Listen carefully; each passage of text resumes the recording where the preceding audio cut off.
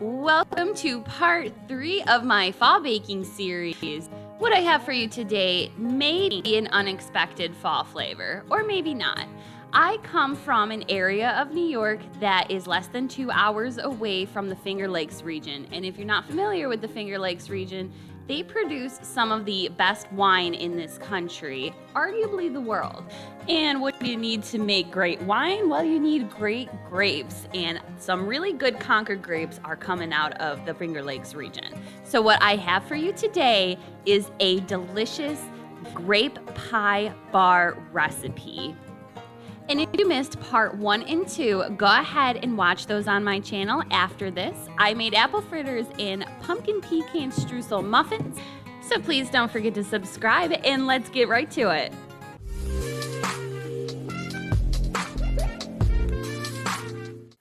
Okay, my friends, and here is what we need for our grape pie filling. We're going to start with 3/4 pounds of Concord grapes without the stems. Sometimes Concord grapes can be hard to find, so if you cannot find them, you can substitute with black grapes.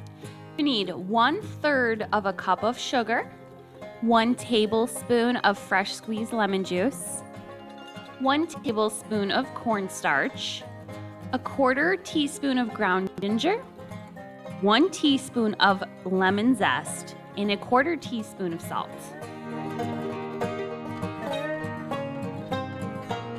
Now the first thing we got to do for our grape pie filling is going to be removing the skins from the flesh of our grapes. And this is actually a really easy task. All you have to do is pinch the grapes between your forefinger and your thumb, and the flesh should just pop right out like this. Just a note, if you are using black grapes instead of Concord grapes, you don't have to remove the skins as long as you're using a seedless grape. So let's just go on and remove those grape skins. Make sure you save them though, because we are still going to utilize them.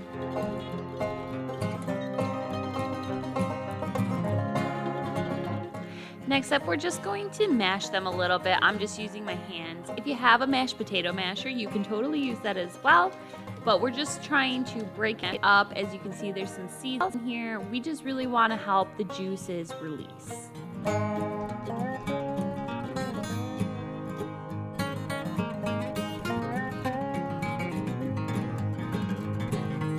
Now, over medium-low heat in a saucepan, you're going to add in your grape pulp. We want to bring this up to a simmer. So meanwhile, while we're waiting for our grapes to start to simmer, we can add together our cornstarch and our lemon juice. So go ahead and mix those together until the cornstarch is completely dissolved.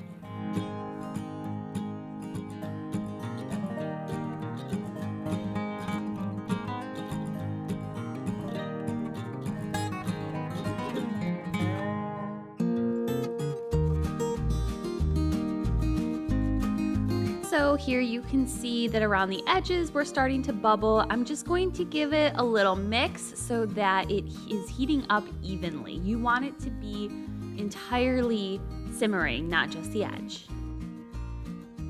Okay, now that you can see that there are some bubbles starting to form across the entire surface, what we want to do is cover it, and then we are going to let it simmer for 5 minutes.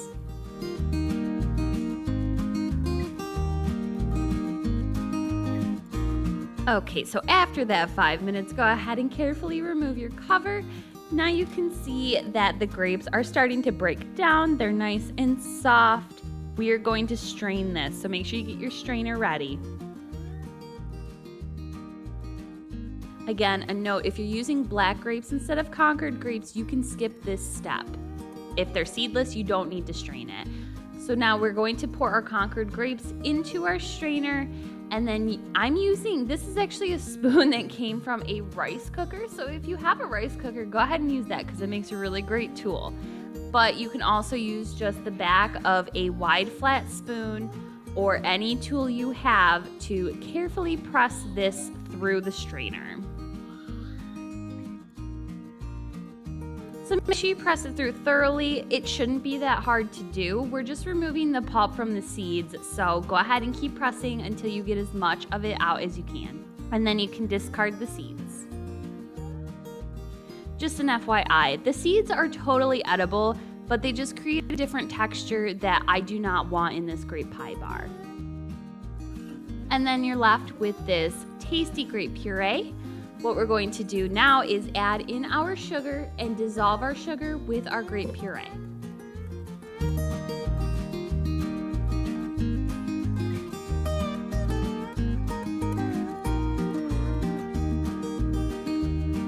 Now back to our pot over low heat again. Let's add back in our sugar and grape juice mixture. We're also going to add in the remainder of our ingredients. So go ahead then and toss in your spices, as well as your cornstarch lemon juice mixture. And you want to stir each of these up so that they're well incorporated.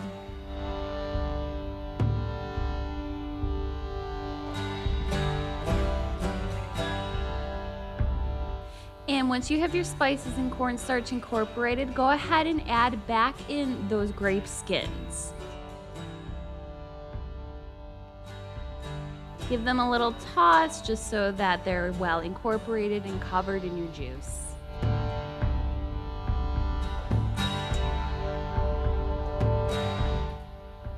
Next up, let's bring our mixture to a boil. You can see the edges again is starting to simmer, but we want it to come to a little more of a rolling boil. We want our mixture now to thicken.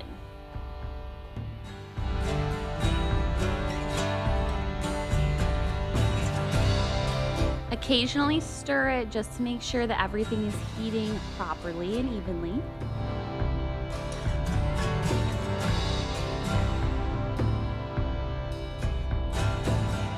Now you can see that it's coming to a more formal boil. The entire thing is starting to bubble. This is what you're looking for. So it's going to take about 3 minutes once it gets to this point of bubbling that you're going to have the perfect thickened mixture. Keep your eye on it, stir it periodically, and you will have a thick mixture in no time. As you can see here, this is what we're looking for, how thick the grape mixture sticks to our spatula, that it doesn't drip off too easily. This is the perfect texture. This is going to set up very nicely. So go ahead and set that aside now. You want it to cool down to room temperature. Meanwhile, while we are letting our filling cool down, we're gonna start on our streusel topping. What you need for this is 1/4 cup of flour, 1/8 cup of white sugar, 1/4 cup of brown sugar, 1/4 teaspoon of cinnamon, 1/4 teaspoon of nutmeg, 1/8 teaspoon of salt, 1/2 cup of walnuts chopped, and 3 tablespoons of cold butter cubed. So to mix our streusel together, it's super simple. All we're gonna do is combine our dry ingredients, so our sugar, our flour, and our spices. Mix those together until they are well incorporated.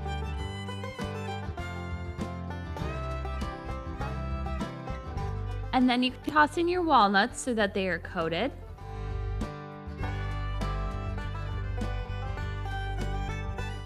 Lastly, we're going to add in our butter. You can use a pastry cutter. I usually just use my hands. You're going to push your ingredients together so that they are well blended. You want to make sure that you have a wet sand-like mixture that clumps together when you grip it, and that you don't have any large chunks of butter left. Just an FYI, I will post down in the description of all 3 of these videos the tools I used, in case you guys need to grab something for your own baking stock or you're looking for recommendations. Once you've done that, you can refrigerate it until we're ready to use it.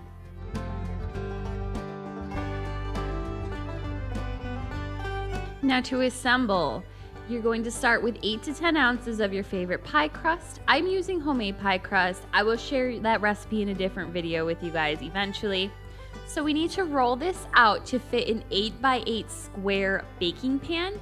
So what I'm doing is I am molding my pie crust into a square and always starting in the middle, roll out from the middle, turn it, roll again until we get our square. I'm gonna do mine to about probably a 10 by 10 inch. What's more important is that you end up with 1/8 to 1/4 inch thick pie crust. And I'll go ahead and apologize for my shoulder constantly getting in the way. I'm still working on the camera angles here, just so you know.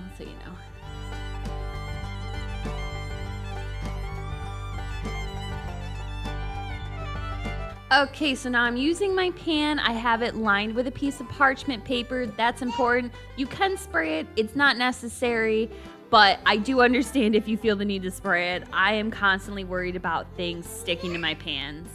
I'm just trimming off the very edges with a pizza cutter just so that I have a straighter edge. Use your rolling pin to roll your crust over your rolling pin to help pick it up easier. And then we're gonna plop it right in our pan, adjust it, push in the corners a little bit so that it's nice and snug. And I'm going to trim off the excess. You do want to have about a 1/2 inch of crust sticking up on the side so you can trim off the excess. And if you have any extra left over, if you feel like you need to bump up the bulkiness of your crust a little bit, if you're missing a side, go ahead and add in any extra that you need. Again, this is an 8 by 8 inch pan. So go ahead and add in your grape filling in an even layer once you have your crust in the bottom of your pan. You don't want it over the edges too much because it'll end up sticking to the parchment paper and be harder to get out. And then on top of it, go ahead and crumble up your streusel mixture.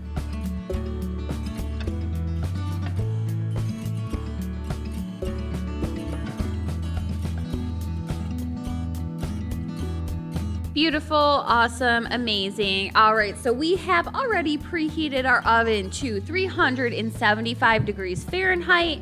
We're going to go ahead and chuck our tin in the oven. We're gonna bake it for about 50 minutes to an hour. You will know it's done. It's hard to see in the video, but it will start to bubble and it will be golden brown around the edges and the topping. Let that cool completely before you try cutting it.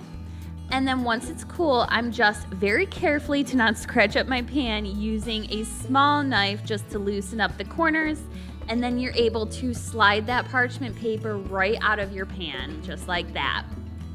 Then you can remove the parchment paper. It should be pretty easy to come off unless you've made a mess with your grape filling. But go ahead and slide it off your parchment paper. And then I'm just cutting it into 9 squares. You can do 12 squares if you want a little bit of a smaller serving size. And there you have it, a deliciously sweet and tart grape pie bar with amazing golden brown buttery crust and crunchy streusel topping. And that concludes our Concord Grape Pie Bars. Thank you guys so much for watching, and please remember to give this video a like, and I would love it if you subscribe to my channel. It really helps me out. And go on and check out part 1 and 2 of my fall baking series. Again, thank you so much, guys. Love ya. Bye.